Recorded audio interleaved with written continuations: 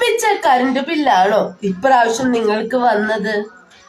എനിക്ക് ഇപ്രാവശ്യം വമ്പിച്ച കറണ്ട് ബില്ലാണ് കേട്ടോ വന്നത്. 1000 കടന്നു.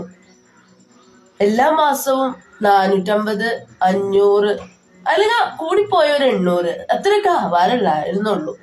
എന്തുകൊണ്ടാണ് ഇപ്രാവശ്യം ഇത്ര അധികം കൂടിയത് എന്ന് വിചാരിച്ച് ഞാന് എന്റെ മീറ്ററിന്റെ അവിടെ പോയി നോക്കിയപ്പോ ഒരു കാര്യം എനിക്ക് മനസ്സിലായി. ഇപ്പൊ കറക്റ്റ് 4 മണി ആയിട്ടുണ്ടല്ലോ, എന്താ മീറ്ററില് 3:15 കാണിക്കണേ എന്ന് ഞാൻ സംശയിച്ചു. അങ്ങനെ നമുക്കറിയാം കോമൺലി 6 മണി തൊട്ട് രാത്രി 10 മണി വരെയാണ് കറണ്ട് കൂടുതൽ വലിക്കുന്നത്. അപ്പൊ അതുകൊണ്ട് നമ്മൾ എന്ത് ചെയ്യണം? വേഗം ആ സമയത്ത് ഒന്നും ചെയ്യാതെ 10 മണി കഴിഞ്ഞാൽ നമുക്കത് ഓണാക്കി മോട്ടറാക്കി ഇട്ട് വെള്ളമൊക്കെ പിടിച്ച് അല്ലെങ്കിൽ ആവശ്യമുള്ള കാര്യങ്ങളൊക്കെ മിക്സി ഓണാക്കി അങ്ങനെ അധികം ചാർജ് പോണ കാര്യങ്ങളൊക്കെ നമ്മൾ ഓണാക്കി ചെയ്യാ, അങ്ങനത്തെ കാര്യങ്ങളൊക്കെ ഓണാക്കി ചെയ്യാ അല്ലേ? അപ്പോ ഒരു ദിവസം അങ്ങോട്ട് നോക്കാന്ന് വിചാരിച്ചു.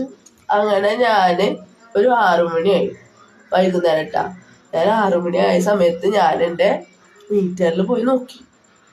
കാരണം 6 മണിക്ക് ശേഷം വോൾട്ടേജ് കൂടും, അതുകൊണ്ട് നമ്മുടെ കറണ്ട് ബില്ല് കൂടും.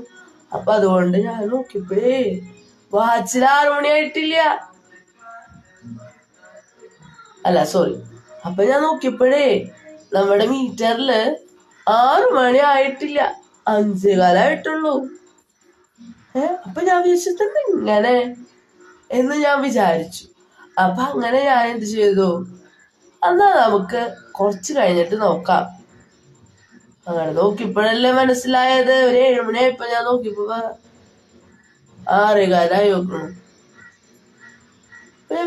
ഇങ്ങനെ എന്നാലും എനിക്ക് വിശ്വസിക്കാൻ പറ്റണില്ല എന്താ സംഭവിച്ച സംഭവം എന്ന്.